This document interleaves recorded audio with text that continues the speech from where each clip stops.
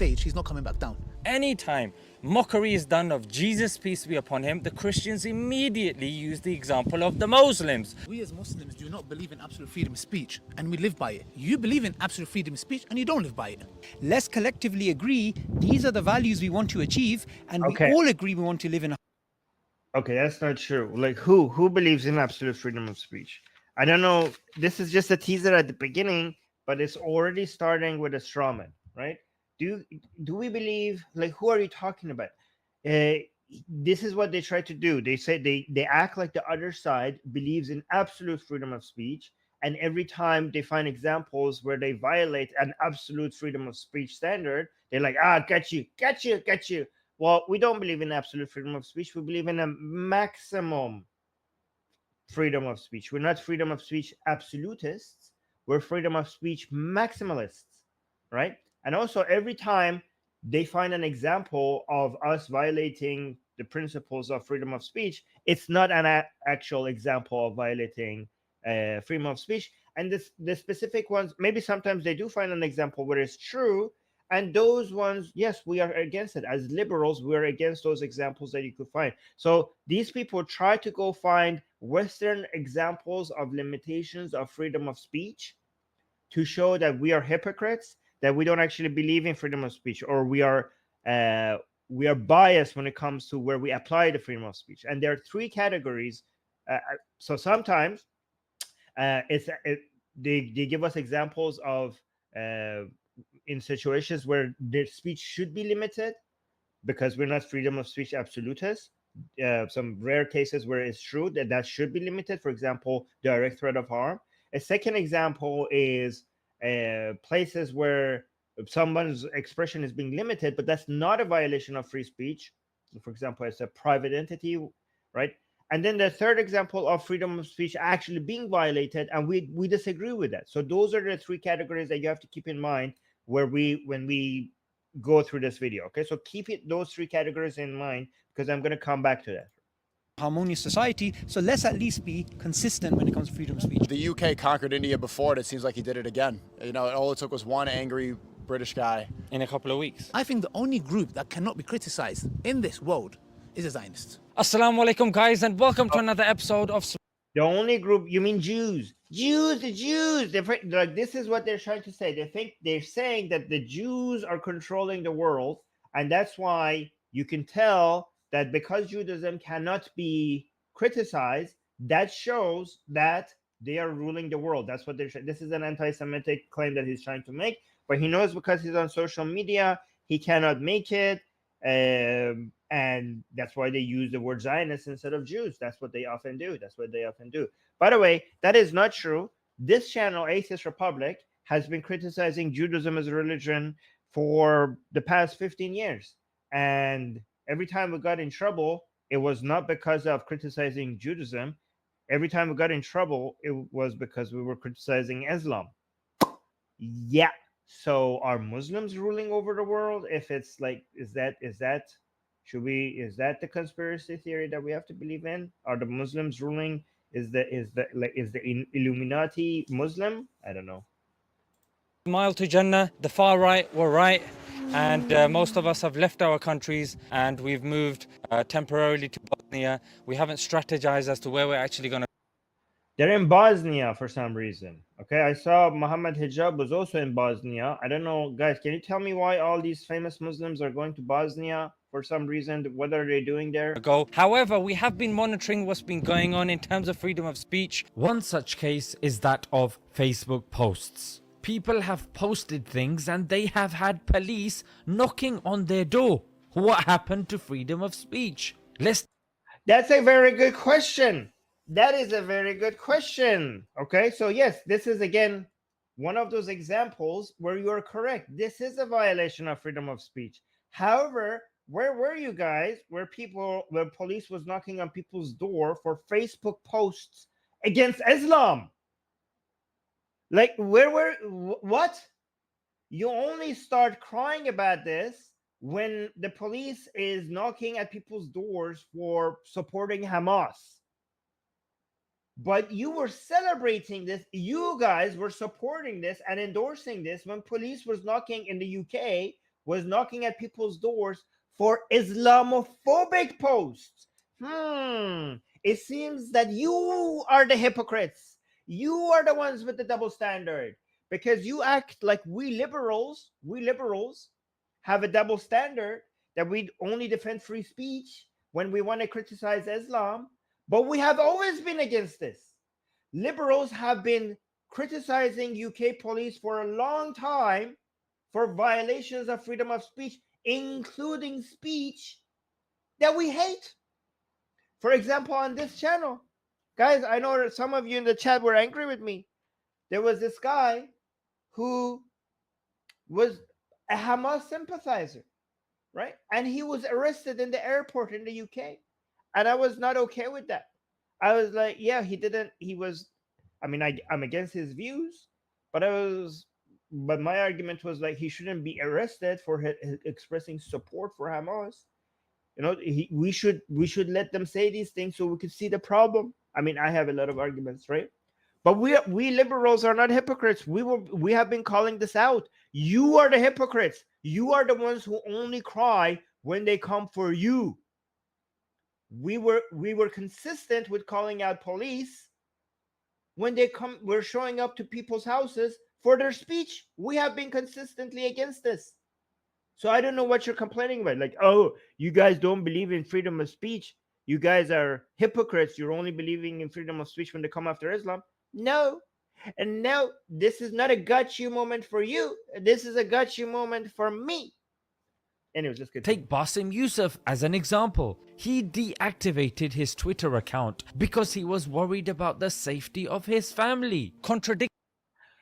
He deactivated his account and was trying to pretend that Twitter removed his account. We covered this, we did a stream on this, and then eventually when people found out that Twitter didn't remove his account, he came up with that excuse. I don't know, maybe his excuse is correct, maybe it's not, but it's funny how you guys were before Smile to Jannah, who's speaking himself, was saying that the Jews removed his account. Hey, Smile to Jannah, why are you not why is that video still up? You have a video acting like the Jews pressured Twitter or X to remove his account. Now that the narrative is changing, that video of yours is still up. It's still up. Huh? What happened? Basim was also acting like he's the victim here, and then people figured out that his account was not removed by Twitter or X or whatever. And then you go like, okay, well, my family is being threatened. That's why I removed it myself. I mean, if your family is being threatened, why are you still active on Instagram? Why are you still active on your other social media accounts? Like, you're selectively removing your Twitter. I mean, that doesn't make any sense. Maybe you're right. And if you're right, then yeah, that should be called out. That's messed up if your family is being threatened because of your views. But is your family not being threatened if you are still consistently active on Instagram, and the threats are just stopping because you're not active on the threats are stopping just because you stopped your activity on Twitter? I mean, I don't know how that makes any sense, but okay, sure, whatever. That we're seeing about freedom of speech from countries that lecture the rest of the world about freedom of speech. Okay, look at what he's doing. United States has every right to lecture the whole world about freedom. Like, he's putting Biden and then Macron. If you want to call out Macron for selective application of freedom of speech, I'm right there with you. Okay? I mean, not as much as Islamic violation of freedom of speech, because some of these are not like each other, right? So if I want to score these countries, I don't know why you put the US there, because the US is fantastic when it comes to freedom of speech. United States gets an A plus on freedom of speech. So why are you putting Biden right next to Macron? So yes, United States, if United States wants to lecture the rest of the world when it comes to the freedom of speech, it's in a very comfortable position to do so, because it's very consistent with the application of freedom of speech. Macron, however, yes, we have some criticism, but again, that's rich coming from you, somebody who supports Islam. Right? Okay, we liberals, we get to criticize Macron. You shut the fuck up. Right? So if the US gets an A plus when it comes to freedom of expression, France gets an A minus. Still an A, still an A, but not as good as the United States, but still pretty good relative to the rest of the world. Still pretty good. Okay, still pretty good. It's a passing grade, but much more than a passing grade. You're a Muslim. You get an F.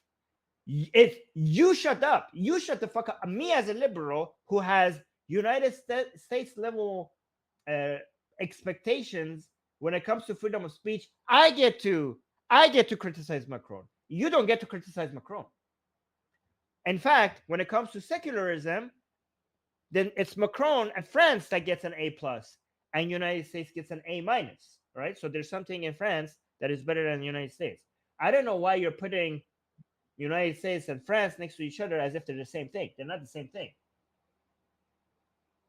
Right, let's continue. Account because he was worried about the safety of his family. Contradictions that we're seeing about freedom of speech from countries that lecture the rest of the world about freedom of speech, bomb them, and want to share their liberal values. Bomb them. What does this got to do with freedom of speech? They're like, lecture the rest of the world about freedom of speech and bomb them.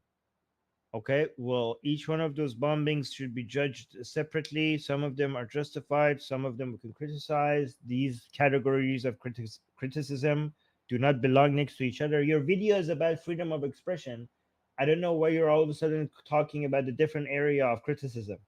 When they can't even follow these values themselves. Yeah, I mean, France. They are following these values better than. What are you talking about? You're talking about France? France is not perfect, but it's really good when it comes to following liberal values. It's one of the best countries. And want to share. Give me examples. I have examples for why some places where France falls short compared to the standards that we want. I have examples of that.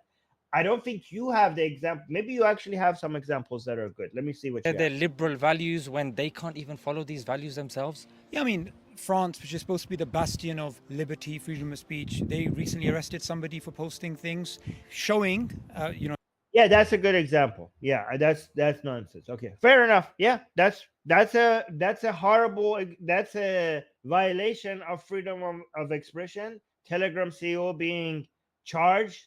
What the hell? Like, that's insane. That is insane. I don't see France going out and arresting, telephone companies because people made calls on the phone and arranged a crime, right? I don't see you doing that. So it makes absolute no sense for you to arrest the CEO of Telegram. Like, what the hell? That is insanity. That is insanity. However, you shut the fuck up. You shut the fuck up. You guys you believe in a religion that kills people for changing their opinion. What are you talking about? I get to call out France. I'm a liberal. You don't get to call out France if you believe in this. This is, hey, people, this is Muhammad. Let me actually bring you. Look at this. Look at this. Look at this. This is a Sahih Hadith, guys. Darul Salam has graded this hadith as Sahih. That this is an authentic hadith that is part of Islamic teaching. Okay, so look, the Messenger of Allah, meaning Muhammad, sallallahu alaihi, said, this is a quote, short and sweet, to the point, by Muhammad himself, the role model for all men at all time. This is what he said. Okay, very small. I picked this one so I don't have to read out to you a long hadith, because there's a lot more hadiths like this. There's a lot more hadiths like this. I just wanted to pick a very short and simple one for you. Okay, this is what Muhammad said: whoever changes his religion, kill him. Excuse me, one more time. Okay, whoever changes his religion, kill him. Whoever changes his religion, kill him. Just like that. Just like that. Huh? What? And then you believe this? You endorse this? I mean, none of these people are hadith deniers, by the way. None of these Muslims that you're seeing are hadith deniers. They're not Quranists. So they believe this. They think you have to believe this. And you believe this, and you are calling this out? You're calling this out? For France arresting Telegram CEO, you shut up. You shut the fuck up. I will criticize France. The liberal people in the live chat, they could criticize France. You shut the fuck up. Anyways, let's continue. The owner of Telegram, that essentially that there is no such thing as absolute freedom of speech, and that's what we've been saying for a very long time. Yeah, absolute. We don't want absolute freedom of speech. We want maximum freedom of speech. We want United States level of free speech. Okay, not in the United States, reach that level. Okay, not absolute. So in the United States, for example, some speech are criminal, and some speech could get you into civil issues, right? So, for example, in the United States, if a direct threat of harm, is an example of a speech that is illegal in the United States. Okay, that's a very few speech is illegal in the United States. That's the level that we want. Or, for example, defamation, if you knowingly lie about something about someone that causes them monetarily, they have a cost that you could measure monetarily, then they could sue you in court, and that's not criminal, that's civil law. So we have criminal law and we have civil law, but it's a very difficult thing for you to win, because you have to prove that it's a lie, you have to prove that it was intentional, and that you have to prove that there are damages that you could measure monetarily. So it's a very difficult thing to prove in civil court. So those are the few exceptions that limit your freedom of expression in the United States, and they are reasonable. So get us just to that level, get us to the level of United States, not France, United States. That's what we want. That's the level of free speech we want. So you don't know what you're talking about, free speech absolutists. That is not what we're asking for. That's not what liberals are asking for. So they've shown through their own actions that actually freedom of speech comes with responsibilities, and there's limits to these things, which should be consistent across the board. Yeah, limits, reasonable limits, not this level of limit. What the hell are you talking about? You know what they try to do? They're like, so free speech is not absolute, you say? So you guys believe in limits? Well, there you go then. There you go. You believe in limits? We believe in limits. Potato, potato. It's just a different level of limits. What are you on about? It's almost as if you have a country where people who go above 50 while they're driving, there's police just shoots them on sight. Imagine if you do have a country where you have snipers in every highway, and any car that goes above 50, the snipers just take out the driver. Okay, imagine if you had a country like that. And we came out and said that, okay, that's insanity. What are you guys doing in your country? And in defense, they came out and said, well, your country has speed limits, so you believe in speed limits as well, I see. See, you and I are not so different after all. You guys have speed limits in your country. We have speed limits in our country as well. Do not criticize us for our speed limits. What? Okay, yes, we have speed limits. We don't shoot people for going above it. Like, this is not the same. This is not the same. Just because there's a limit to freedom of speech, even in the United States, that doesn't mean that all limits to freedom of speech are all of a sudden justified. You believe in killing people for having the wrong opinion. You want to compare that to United States, for example, making it illegal to directly threaten someone? Huh? Okay. Let's go. That has experience in being banned because of the curtailing of his freedom of speech. Let's look at the panel here. It says, Saniko, you're here. So you obviously have experience in this. That was an attempt at a joke, by the way, guys, if you didn't get that. and naturally you're going to be looking at stories that are in line with this. So yeah, enlighten us. Yeah, I've had a lot of conversations recently about Muslims making their own platforms in order to combat the censorship that happens on platforms, especially being people who are vocal about Palestine. But Okay, see, here's their first example. Sneeko, you're not very smart. Obviously, you're not very smart. Freedom of expression. It's about us limiting the government into meddling in our speech. That's what freedom of expression is about. Facebook or Meta is a private company. They get to sometimes they get to basically remove speech that they don't like. That is their right. In fact, that is their freedom of speech. That is their freedom of expression. You could argue that their censorship is not justified. You could argue that they have the wrong policies. That makes no sense. You could criticize them for being overly censorial. However, you cannot criticize them for violating your freedom of expression.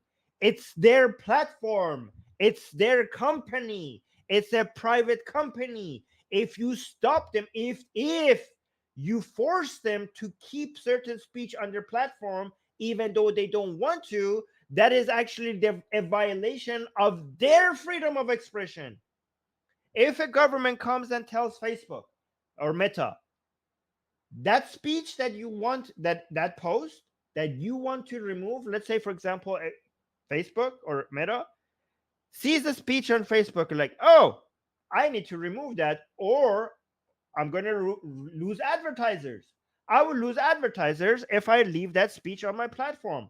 Okay, I want to make money, so I'm going to go remove that speech. If the government comes and tells Facebook that no, you have to keep that speech there, even if it costs you money, then you just violated their expression. They're a private company. They should be able to do that. Hey, you idiot, Sneeko. What if I, while let's say you're at Thanksgiving and you're enjoying a meal with your family, okay? What if I just come in through the window and I jump on the table while you guys are enjoying your dinner and I read to you the God delusion? Okay? I just read it out to the family, your family, right? I just want to read that to your family. And I want you two guys to just listen to me just preaching the God delusion to the rest of you guys, right? Would you ask me to get the fuck out of your house? Would you call the cops on me? What if I then complain about my freedom of expression? Like, hey, Sneeko, why are you kicking me out of your house? I get to read this book to your family while you're eating dinner. I get to be here in your home reading this book to your family at your dinner party or whatever you're doing. Does that make any sense?